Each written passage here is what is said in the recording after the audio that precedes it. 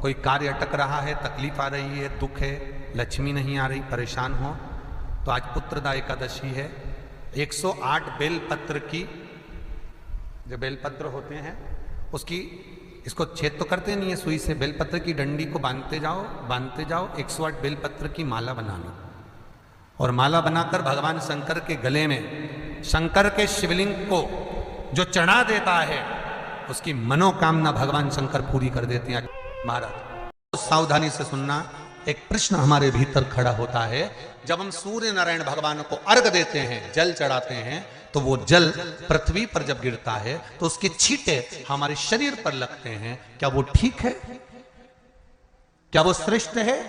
तो शिव महापुराण की कथा कहती है, जब हम सूर्य को अर्घ देते हैं, सूर्य को जल चढ़ाते हैं, वो पानी जब पृथ्वी पर गिरता है उसके छींटे हमारे शरीर पर लगते हैं, तो वो श्रेष्ठता का भाव निर्मित करते हैं। वो गलत नहीं हो सकता।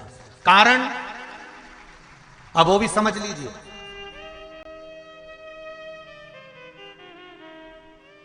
अब सूर्य नारायण भगवान को आप जल चढ़ा रहे हो तो छींटे नहीं लगे, उसके लिए क्या स्टूल पे चढ़ के चढ़ाओगे कि कुर्सी पे चढ़ के चढ़ाओगे?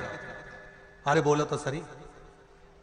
अब कई लोगों के दिमाग में यह बात भरा गई कि हम भगवान को जल चढ़ाते हैं, वो हमारे शरीर में छींटे लगते हैं, जमीन पे से पानी गिरता है, वो हमारे शरीर को छींटे लगते हैं, भगवान को अच्छा नहीं लगता होगा। कौन ने कहा? पहले तो उसको पकड़ के ला।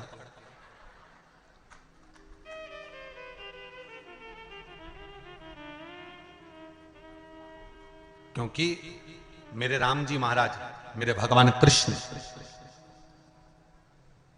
बड़े बड़े संत, साधु, सन्यासी, तपस्वी, साधक, उपासक जितने भी हुए, जिन्होंने सूर्य की आराधना करी, इन्होंने टेबल पे चढ़कर या कुर्सी पे चढ़कर जल नहीं चढ़ाया। इन्होंने पृथ्वी पर खड़े होकर ही, क्योंकि पृथ्वी तत्व के देव हैं शिव।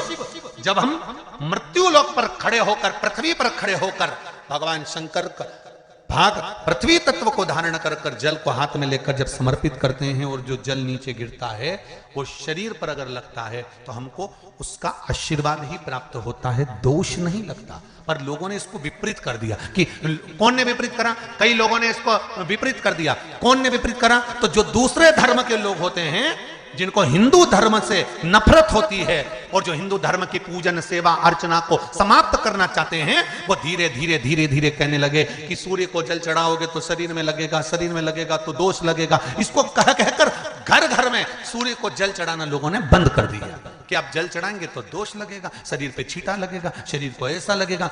ये दोष नहीं है। कितनी सुंदर बात है महाराज।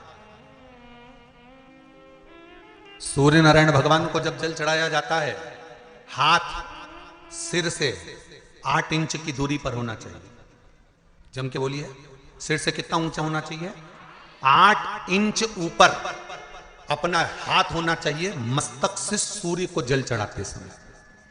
और ना चांदी का, ना स्टील का, ना लोहे का, ना प्लास्टिक का, ना कांच का, ना सोने का कोई बर्तन, ना कांसे का, ना एल्युमिनियम का,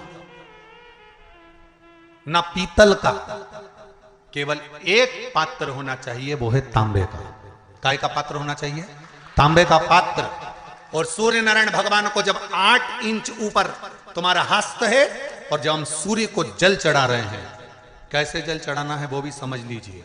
अगर कोई कैंसर का मरीज है, जिसके चेस्ट में कैंसर आ गया हो, लेफ्ट में, राइट में कहीं पर कैंसर आ गया हो, या कोई गठान आ गई हो, तो महाराज आप जल चढ़ाते समय उस जल की धार को सूर्य भगवान को जब चढ़ा रहे हो तो धार आपकी गठान की ओर जाना चाहिए, जिससे सूर्य की किरण उस जल में से आपके उस स्थान पर पड़े, उस जगह पर पड़े जहां पर गठान है। महाराज आप लगातार जल तो चढ़ाना चालू करो, अच्छे अच्छे डॉक्टर फेल हो जाएंगे और कह देंगे गठान ठीक हो गया।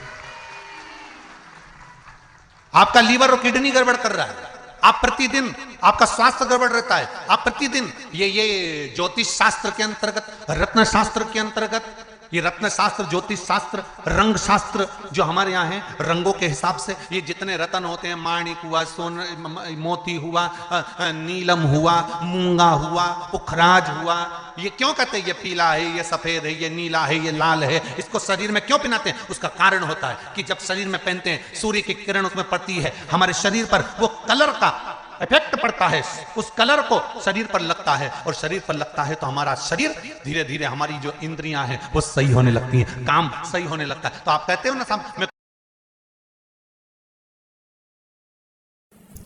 इस वीडियो के माध्यम से मैं फोकस डिवरेज द्वारा बताना शुरू करता है कि दिन की एक कथा कैसी लगी, अच्छी लगी हो तो वीडियो को लाइक शेयर